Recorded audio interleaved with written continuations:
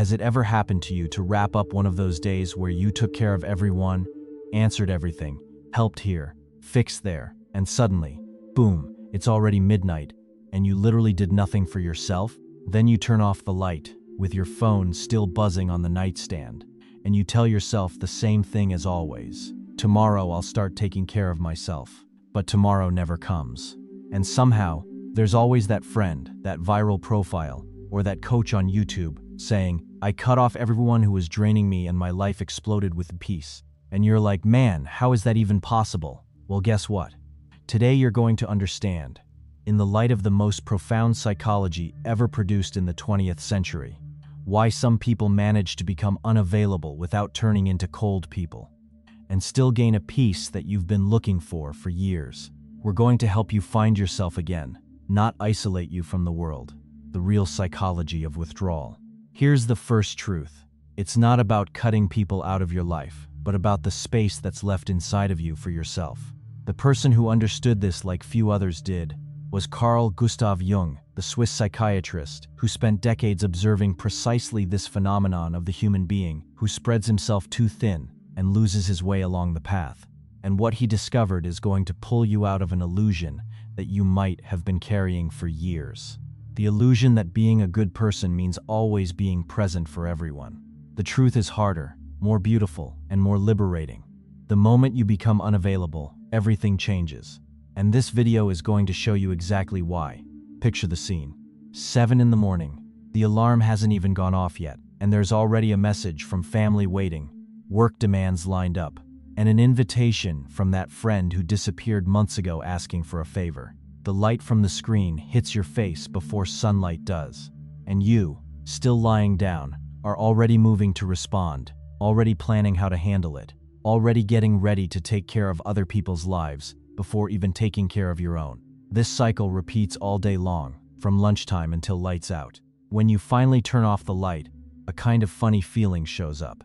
You did a lot during the day, but you did nothing for yourself. And the silence of the room feels strange because now there's no one for you to attend to. And even so, you can't attend to yourself. Notice how your week unfolds. Monday starts with a flood of messages piled up from Sunday. Tuesday brings a meeting nobody asked if you could attend. Wednesday comes the coworker's request for help. Friday, the invitation you accepted just to avoid disappointing anyone. Saturday arrives as a promise of rest, but somebody needs you. Sunday, when silence finally settles in, you can't enjoy it anymore because you're already thinking about Monday. The whole week turned into a chain, and you're the link holding everyone together. Except nobody holds you. And here lies one of the cruelest truths of modern burnout. The person who's always there for others is rarely taken care of, not because the world is cruel, but because the world has learned to see them as someone who doesn't need anything. This is the point where Jung asks us to stop. In one of his best-known works, 2 essays on analytical psychology, he introduces a concept that may be the key to understanding this exhaustion. He calls it the persona. The word comes from Latin, from the masks that ancient actors wore in the theater to play characters. The persona, for Jung, is the social face we put on to be accepted. It's the ready smile when someone asks how you're doing, the calm professional version that shows up at work, the attentive son who turns into an understanding partner, and an always available friend. The persona isn't bad in itself. It's necessary for us to live in society. The problem begins when it takes over everything, when you wake up, lie down, and dream wearing the mask. Notice the small scenes where this mask gets built without you realizing it.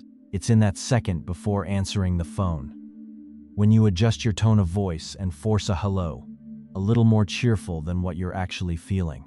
It's in the instant before the camera turns on for the meeting, when you rehearse your face, take a deep breath, and put together the expression of someone who's doing fine.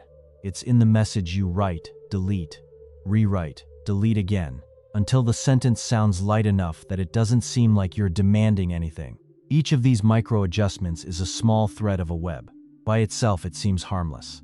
Together, in thousands of repetitions per week, it becomes a cocoon. And the cocoon takes shape. The mask you use with family has one form. The one you use at work has another. The one with friends is different.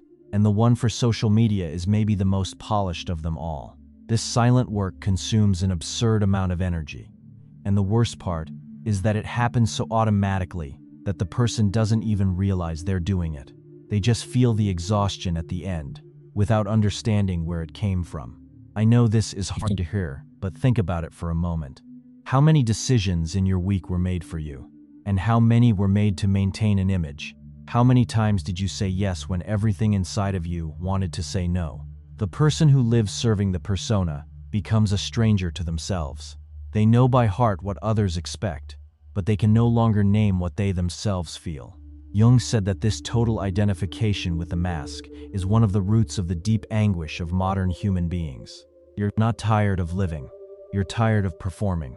There's a subtle trap in the persona that needs to be said out loud. The better your mask works, the harder it gets to take it off. The overly helpful person gets compliments for being helpful. The one who's always willing receives affection for that willingness. The one who never complains is seen as mature. And then those compliments turn into golden chains. You start to recognize yourself through the mask. And when something deep inside asks you to rest, an inner voice answers, "I can't rest, because without this, no one will love me." Notice the silent cruelty of that sentence. It's there, even when no one says it out loud. And here the problem grows, because this performance doesn't happen in a vacuum. It happens inside a social body that pressures, demands, and rewards precisely those who erase themselves the most. There's a phenomenon that Jung observed throughout his life and described in various ways. It's what happens when human beings lose contact with their inner world and start to exist only as a reflection of the collective. They think what everyone thinks, want what everyone wants, feel what they're told they should feel. Being always available to everyone is, without the person realizing it, the fastest path to dissolving inside that crowd. Because when you say yes to everything, you're saying yes at the same time, to the same form, to the same mold. You become just another one. Massification today doesn't come only from political regimes or declared ideologies. It comes from networks, algorithms, trends that tell you what to wear, what to eat, what to think. Whoever is always available for the feed, for the group chats, for the notifications, gets shaped by a force that has no face. And that faceless force knows your face very well. It knows your fears, your tastes, your insecurities, and it uses them to keep you there, scrolling, replying, reacting. In other words, to keep you available. But before the path, you need to feel the size of the pain. And the pain of someone who lives always available has a very specific name. It's burnout. Not the regular tiredness that a good night's sleep can fix, but a tiredness that feels structural, that's in your bones, that lingers even after vacations, trips, massages, entire weekends of doing nothing. This kind of exhaustion has a psychological origin. It comes from the fact that a person's inner energy is not infinite. Jung worked extensively with the idea that each of us has a limited amount of psychic energy, and when it's spent outward, in excess, with no return, it simply runs out. And when it runs out, what's left is emptiness. An emptiness that doesn't hunger for food, or for travel, or for shopping. It hungers for yourself, and you don't know how to feed it anymore. This emptiness is so particular that it deserves to be described up close. It shows up at strange moments.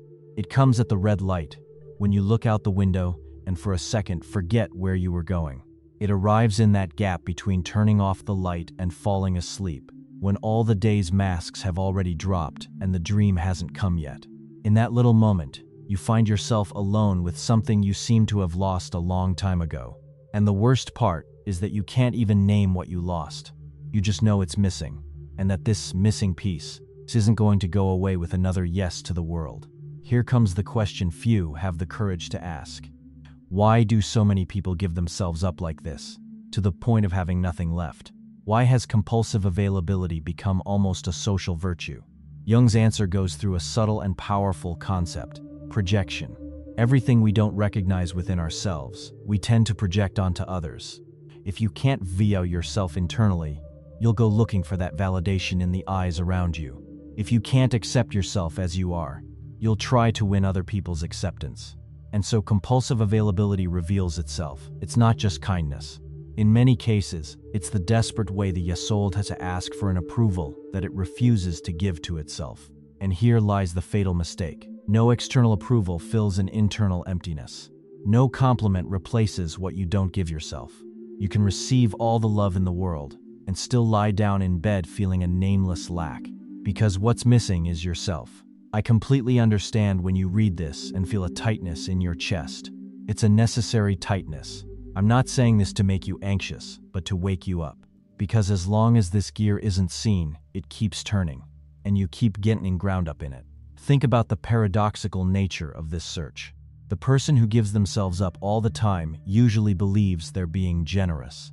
They see themselves as a good soul, helpful, putting others first. In many cases, there's a real foundation of kindness in there. But underneath that foundation lives a structure that few have the courage to look at. The structure of fear. Fear of being rejected if they stop serving. Fear of being seen as selfish. Deep fear of discovering, in the silence, that maybe no one is really there when they're not fulfilling a function. This fear is so great that the person would rather exhaust themselves than face the possibility of existing without being useful. And this is perhaps the tightest knot of compulsive availability. Before we go on, a heads up.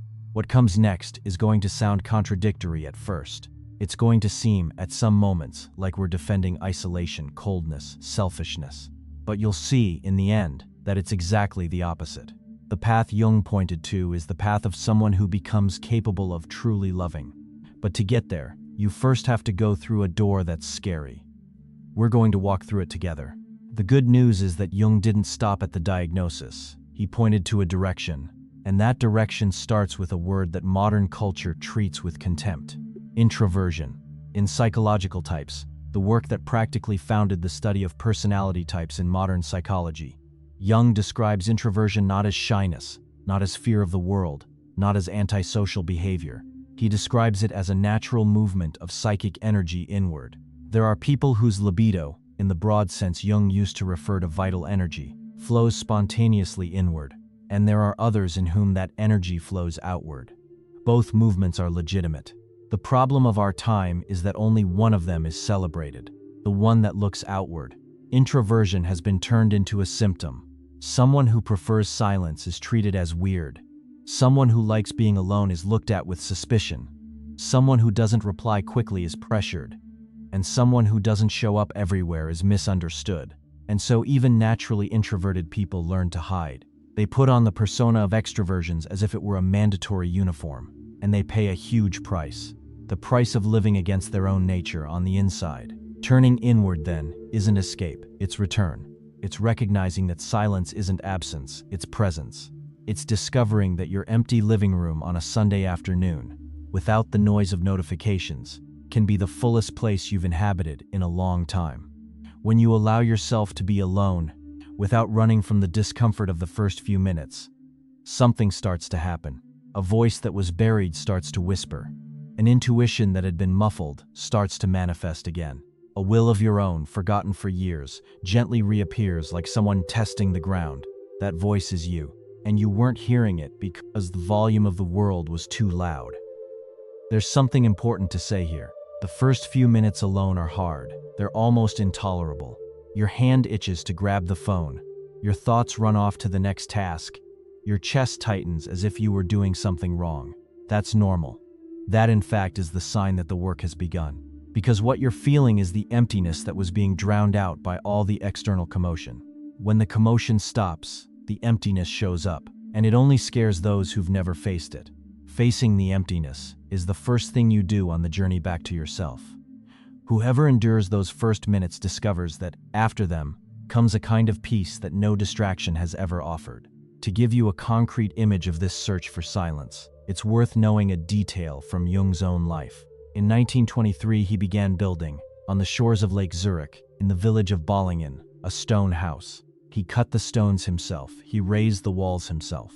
That house, which became known as the Bollingen Tower, kept growing over the years. It was where Jung went when he needed to find himself again.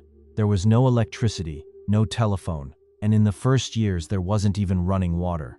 It was a place of fire lit at night, with candlelight guiding the steps. It was a refuge. But more than that, it was a symbol. Jung realized that to access the deepest part of himself, he needed to step away from the noise of the world. Not forever, just for the time needed so he could come back more centered. One of the most important psychiatrists of the 20th century needed, from time, to go back to being an ordinary man, doing ordinary things, insights in order to keep being who he was. If he needed that, imagine you inside the volume of noise of today's life. Most of us aren't going to build a stone tower, but everyone can build an inner version of one. A space inside the day, inside the week, inside the routine, where the phone stays in another room, where no one comes in, where the world doesn't reach. It can be an hour in the morning, a walk without headphones, or a notebook and a pen before bed. The format matters less than the intention. The intention is simple and radical: to rescue yourself from the hands of the world. But when you start doing this, get ready, because silence never arrives empty. It comes with company, and the first guest to show up is precisely the one you've spent your whole life trying to avoid. Jung gave this guest a name. He called it the shadow. The shadow is everything in you that was rejected, hidden, denied, refused. It's the anger you were never allowed to feel because you were taught it was ugly. The envy you never admitted because they told you it was a sin. The desire you repressed because it didn't match your image. The sadness you pushed into the corner because you needed to be okay for everyone else. None of that disappears when it's denied. It just piles up in a deep place in the soul, waiting for the day the door opens. Let's take a closer look at these denied parts. Think about anger. That anger you feel when someone treats you badly, ignores you, hurts you. You were taught from childhood that anger is an ugly thing, that good people don't feel anger, that showing anger means losing your manners. So what do? You swallow it. You swallow it at work, in the family, in your relationships. But swallowed anger doesn't disappear. It transforms into something else. It turns into that intense reaction with the cashier at the supermarket over something silly. It turns into the sharp sarcasm with your partner over some random comment. It turns into impatience with the wrong person at the wrong time. The anger was denied, but it found a way to manifest itself anyway, just through the back door. Desire follows a similar path.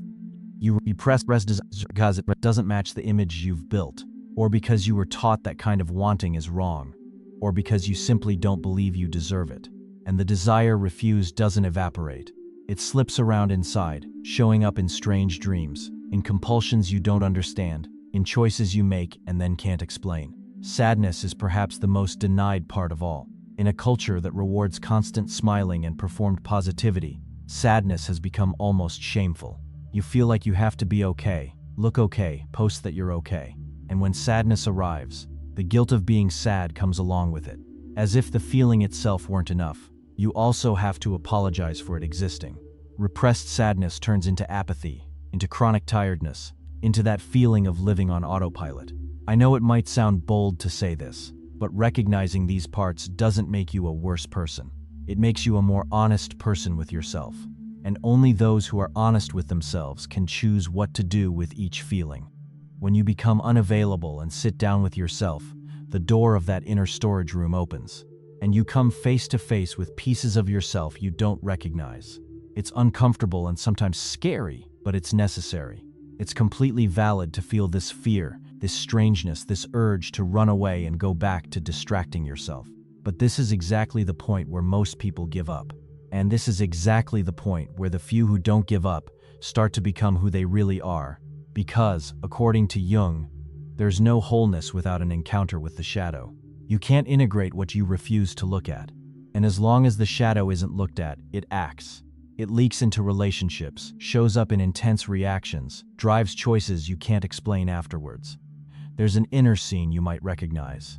You're calm, rational, in control, and suddenly some trivial situation throws you off in a disproportionate way. You're shocked by the intensity of your own reaction. You think, where did that come from?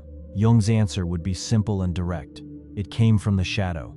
It came from repressed material that finally found a crack to slip out through. Every time this happens, there's an opportunity right there.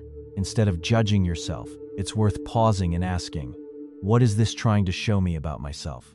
Usually, it's showing something that had been denied for a long time. And the work of individuation begins exactly with this kind of question. And here we arrive at one of the most profound principles of Jungian work. Jung essentially formulated the following: as long as an inner situation isn't brought into consciousness, it continues to act from the outside, and the person ends up calling it fate. Reflect on this for a moment. How much in your life do you call bad luck, coincidence, a strange pattern that keeps repeating? What if none of it is fate? What if it's just the unconscious, acting freely because no one ever went there to look at it? Living always available is, deep down, living on autopilot. It's functioning and reacting, but it's not choosing. Whoever chooses, chooses from within themselves. And to choose from within yourself, you first need to know who you are. And to know who you are, you need to be silent before the world long enough to hear yourself. Look at how patterns repeat. The person enters relationship after relationship with similar profiles, and always leaves them the same way. They change jobs, but find the same feeling of being exploited. They move to a new city, and the same malaise reappears at a new address. All of that is a clue. The unconscious is showing you an inner structure you haven't seen yet. And as long as you don't see it, you keep repeating it. Becoming unavailable, in this context, is about opening up the time you need to stop repeating and start noticing. And noticing is the first truly free act a human being can perform. If you're enjoying this content, check out the first comment for our exclusive ebook, Alchemy and Archetypes. When a person begins this process of withdrawal, they go through a phase that has a face, a smell, and a texture. Jung dedicated a good part of his later years to the study of alchemy, and in his work Psychology and Alchemy, he proposed something fascinating. For him, the ancient alchemists, in trying to transform common metals into gold, were actually describing, without knowing it, a deep change of the soul. The phases of alchemical transformation corresponded to phases of inner transformation. And the first of those phases has a beautiful and harsh name, nigredo, the blackening. The moment when matter has to be dissolved before it can be put back together in a new form. Whoever becomes unavailable goes through their nigredo. There comes the guilt of saying no, the fear of losing people, the feeling of being selfish. There comes the inner voice, trained for years, repeating that you're cold, distant, mean. There comes the discomfort of being with yourself without distractions. The boredom that feels infinite. The silent goodbye to old versions that have to dissolve so something new can be born. I know this is heavy, but this pain is a good kind of pain. Not in the sense of pleasure, but in the sense of a signal. It shows that something real is moving. And alchemical gold only appears for those who first accept the time of raw matter. The first days of this phase have a specific texture worth describing. The person wakes up one morning and realizes they haven't answered 3 important messages. Their heart tightens. Guilt rises up the chest like a thick liquid. The urge to grab the phone and answer everything quickly, just so the bad feeling will go away. That impulse, that's the old inner structure screaming to take back control. Holding the guilt, without giving in to the pressure, is exactly the work of this phase. Every hour you don't reply just to ease the guilt, you're strengthening something inside of you. You're showing your own body that there's a different way of being. There are also Sundays. Before, Sunday was the day to organize the week, to answer what was left pending, to show up for commitments. Now, in the withdrawal phase, the person decides to leave Sunday open. No schedule, nothing. The first few hours bring panic. The phone rings, WhatsApp piles up. Someone messages asking if everything's okay. The person is on the couch, staring at the ceiling, not really knowing what to do with themselves. And then, after a while, without anyone noticing, something shifts. The panic turns into boredom. The boredom turns into stillness. The stillness turns into presence. And the person begins, perhaps for the first time in years, to inhabit a Sunday instead of just getting through it. This phase has a particularly cruel aspect. It usually comes with inner sabotage. The person, after finally managing a few quieter days, gets a phone call, a message, a request, and everything inside them screams to go back to the old routine. The voice of guilt says, "You're abandoning everyone." The voice of fear says, "You're going to end up truly alone if you keep this up." Those voices aren't yours. They're the guardians of an old inner system that's losing control. And like any system that's losing control, it intensifies its attack before giving in. Holding through this phase, calmly, without surrendering to the pressure, is what separates those who truly transform from those who go back to the starting point.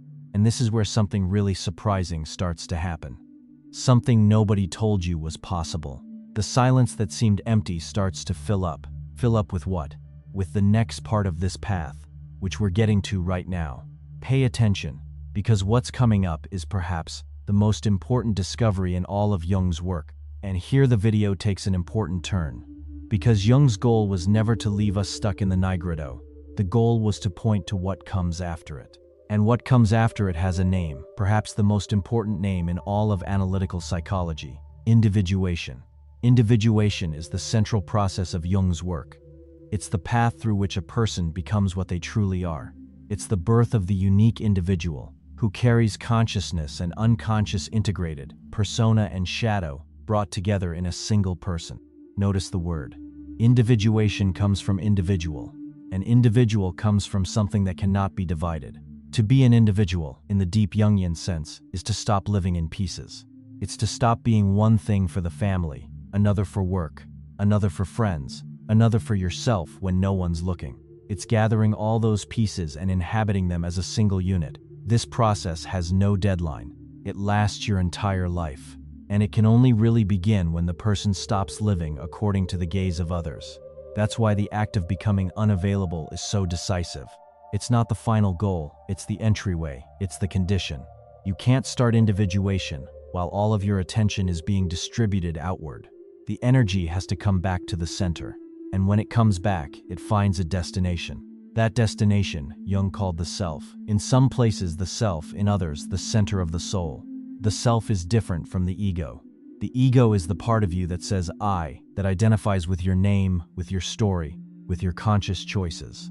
The self is bigger. It includes the ego, but it also includes everything the ego doesn't know about itself.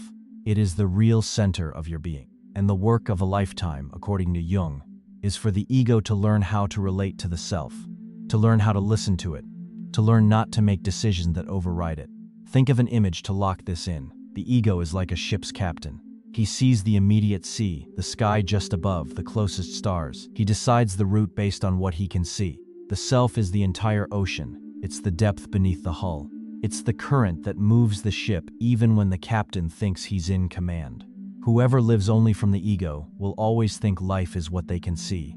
Whoever learns to listen to the self realizes there's a much greater wisdom beneath the surface, and that this wisdom, when consulted, transforms every decision into something more aligned with who they truly are.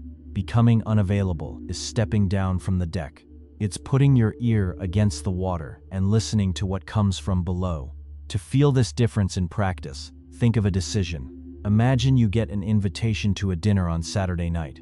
You're tired. The week was rough. Everything inside you is asking for silence. The decision made from the ego, that ego still trapped in the persona, is usually automatic.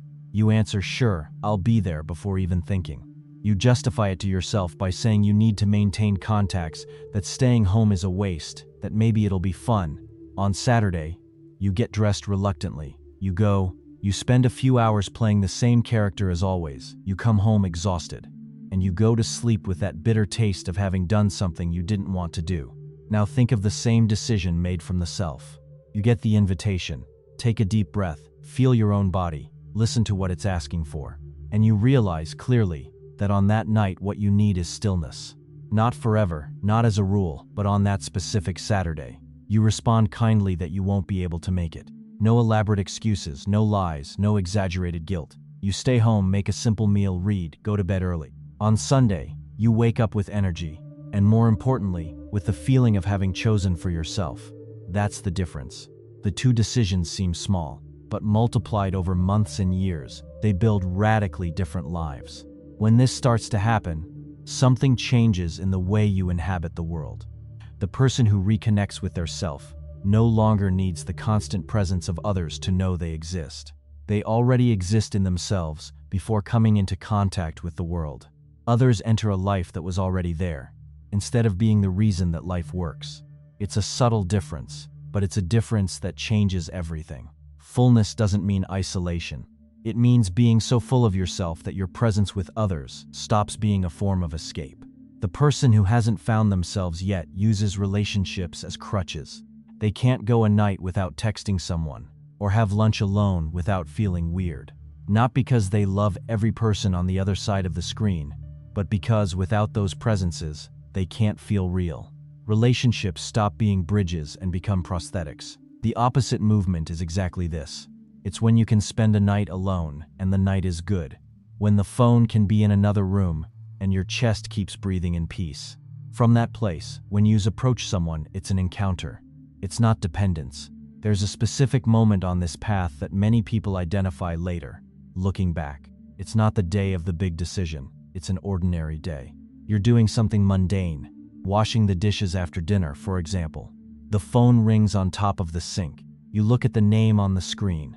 It's someone asking for something. Something inside you notices, without drama, without rebellion, just with a calm clarity.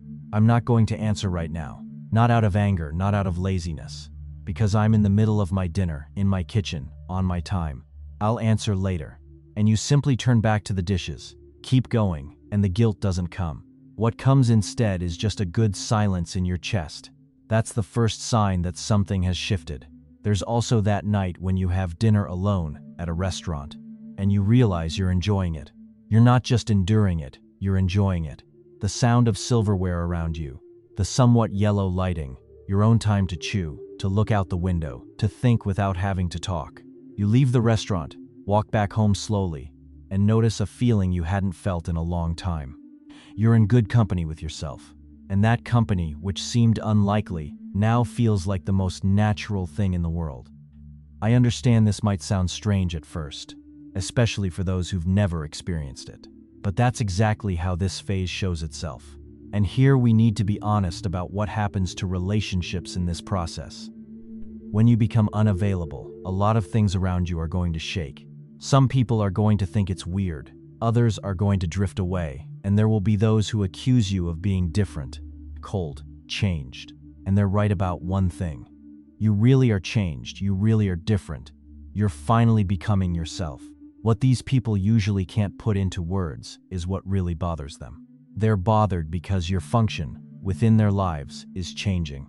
You're no longer the one who always answers, always solves, always rescues.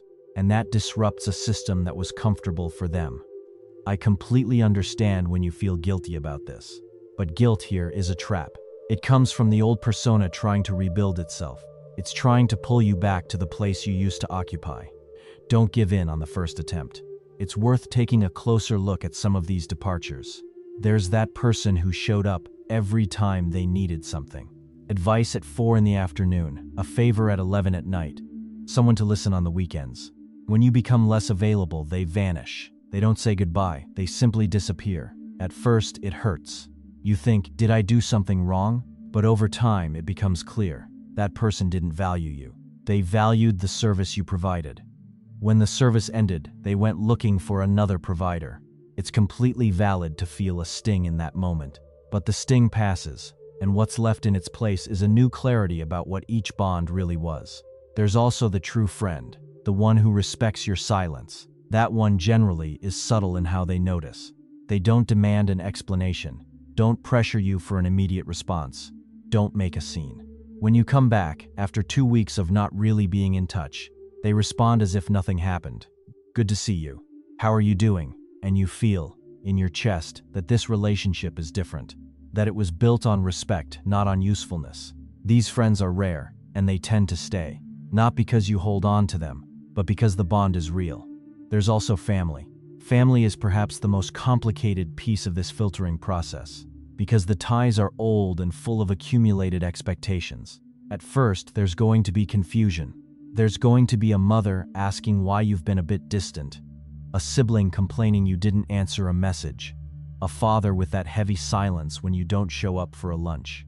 You might feel like you're being selfish, ungrateful, a bad son or a bad daughter. You're not.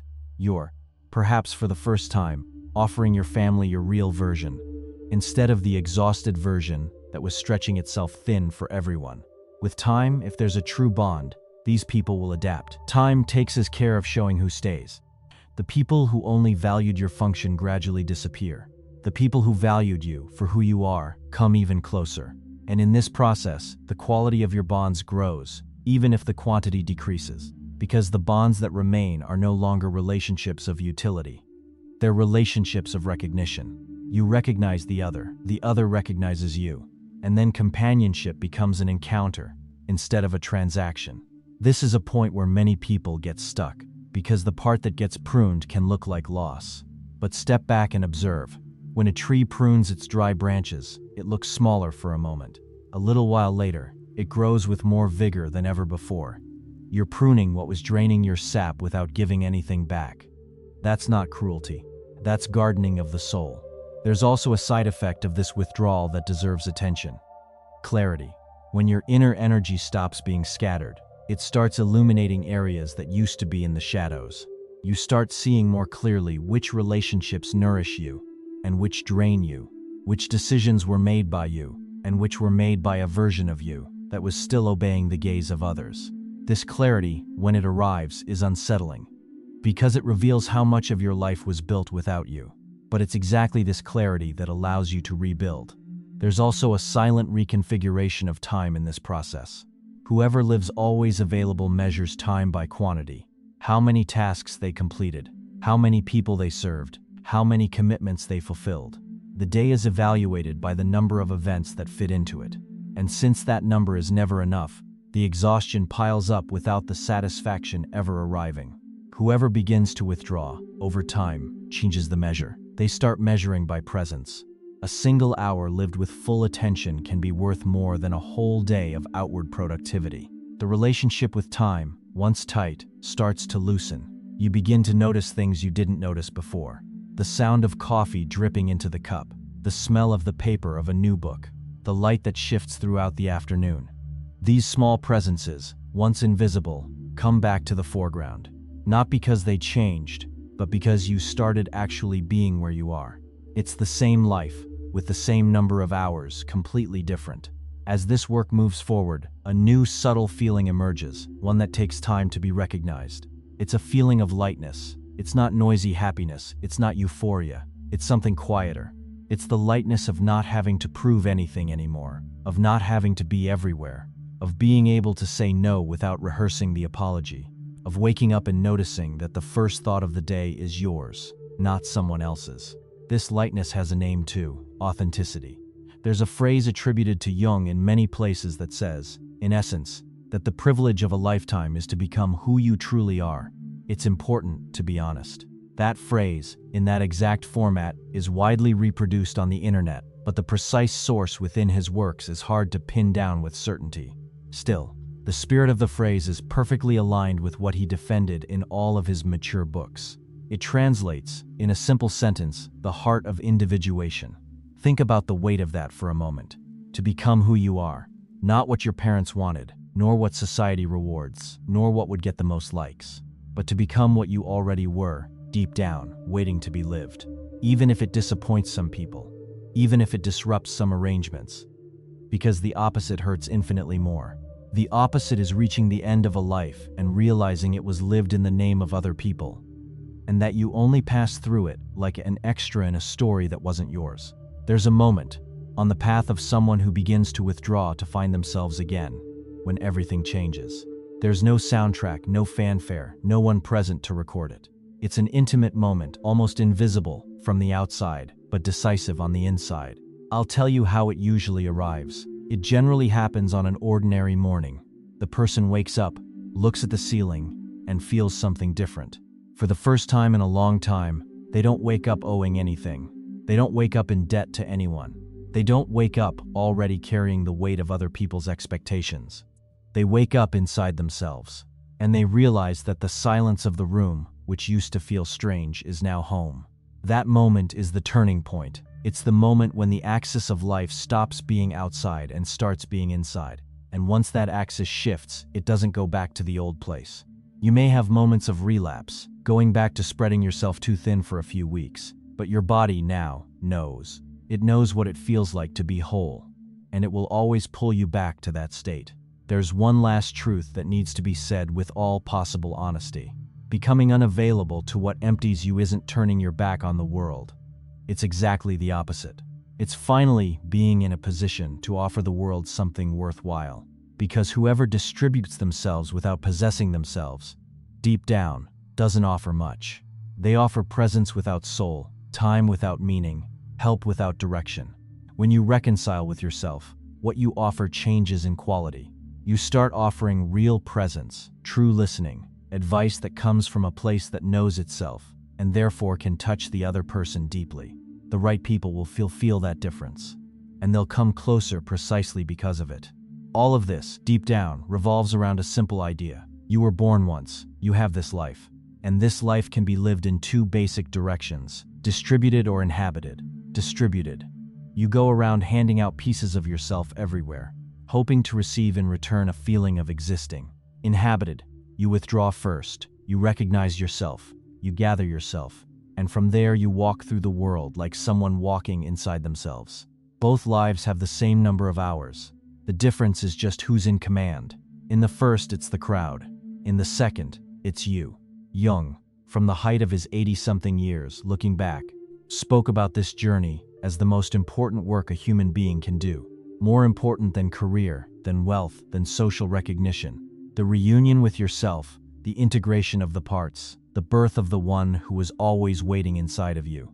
And the starting point of this work is so small and so monumental at the same time. It's just this: becoming unavailable to what empties you, closing the door to the noise, opening the door to yourself.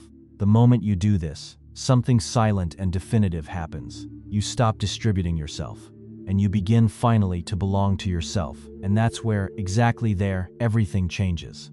Not because the world changed, but because you, for the first time, are whole enough to truly see it.